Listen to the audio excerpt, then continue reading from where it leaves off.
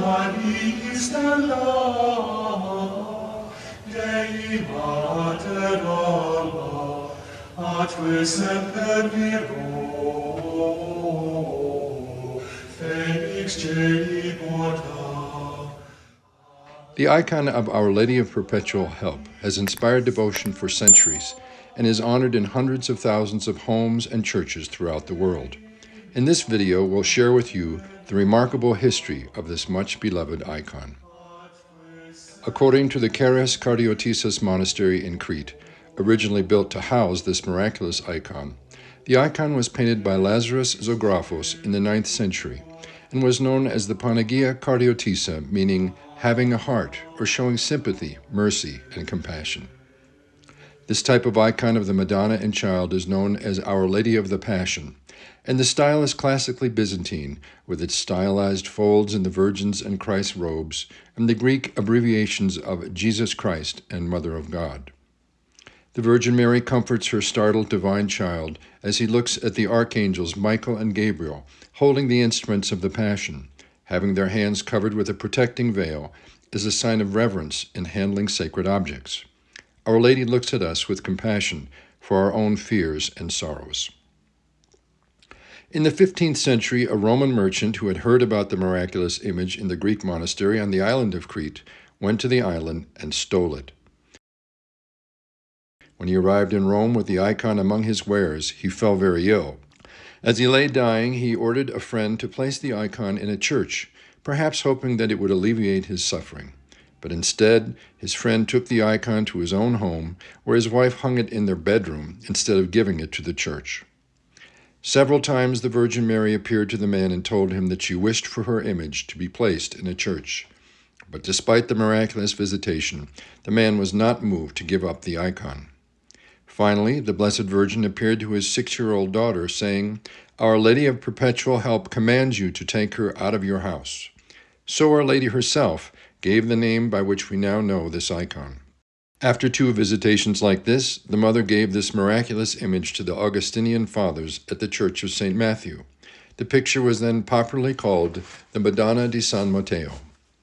For the next 3 centuries, the Church of St. Matthew held its place as one of the most frequented pilgrimage sites in Rome, because Our Lady's icon was enshrined there. From lowly peasants to esteemed cardinals, pilgrims from all over the world flocked to see the icon and seek the Holy Virgin's help and blessing. On the Black Day of June 3, 1798, the French military governor occupied Rome as part of the French Revolutionary Wars, establishing the short-lived Roman Republic under Napoleon Bonaparte, and commanded that 30 churches be destroyed. The Augustinians of St. Matthew's packed up their most precious treasures, including Our Lady's icon, and fled into exile. The friars who rescued the icon first took it to the nearby church of St. Eusebius, then later set it up on a side altar in the church of Santa Maria in Pastorula. In the 1850s, when a community of the Redemptorist order, founded by St. Alphonsus de Liguori, moved into new quarters near the ruins of the icon's former home of the Church of St. Matthew, they heard about the wondrous history of the church and its holy treasure. They began a search through documents and then through the city of Rome, which after almost 15 years led them to the discovery of Our Lady's icon almost under their noses, concealed in the church of Santa Maria in Pastorula. On April 26, 1866, after a lengthy and glorious procession, the icon of Our Lady of Perpetual Help was brought to the church of St. Alphonsus near her former home. Attended by thousands, many miraculous healings were reported. The procession passed a house where a little boy of 4 lay dying. He had been given up as a hopeless case by the doctors. Hearing the singing, the child's grieving mother snatched him in her arms and hastened to the open window. Looking out at Our Lady's picture passing by, she called out, "Dear Blessed Mother, either cure my boy or take him to paradise." Our Lady chose the first, and the boy was cured at once. The next day, he toddled along with his mother to St. Alphonsus Church and stood before the icon. Waving his little hands to the Madonna, he cried out, "Thank you, thank you." As the procession was passing another house, another mother called upon Our Lady of Perpetual Help to aid her 8-year-old daughter, who was completely paralyzed. At once, the girl regained partial use of her limbs and was able to move about a bit. The next day, the mother brought the child to St. Alphonsus Church to thank Our Lady and ask if she would not complete the cure. At once, the child was restored to full health and vigor. As to be expected, the report of those marvelous healings spread rapidly throughout the city, and people came by the hundreds to visit the shrine.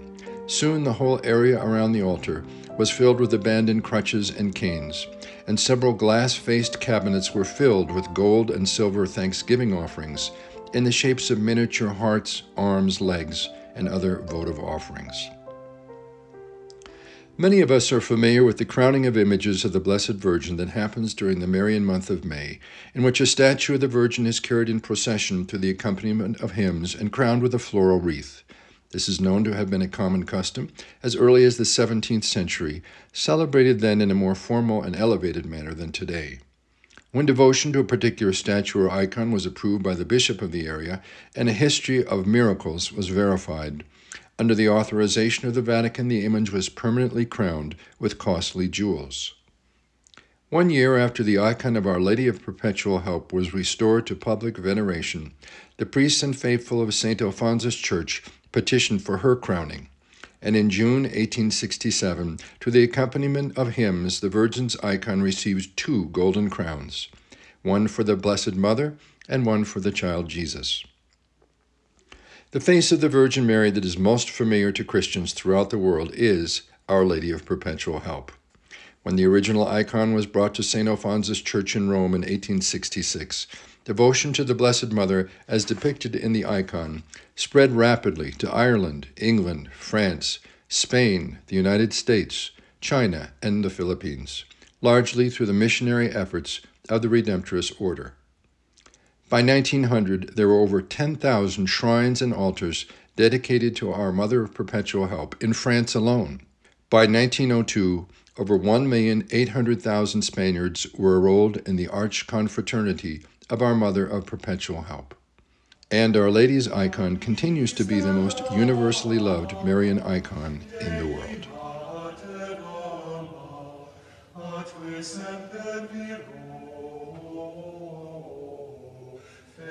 Felix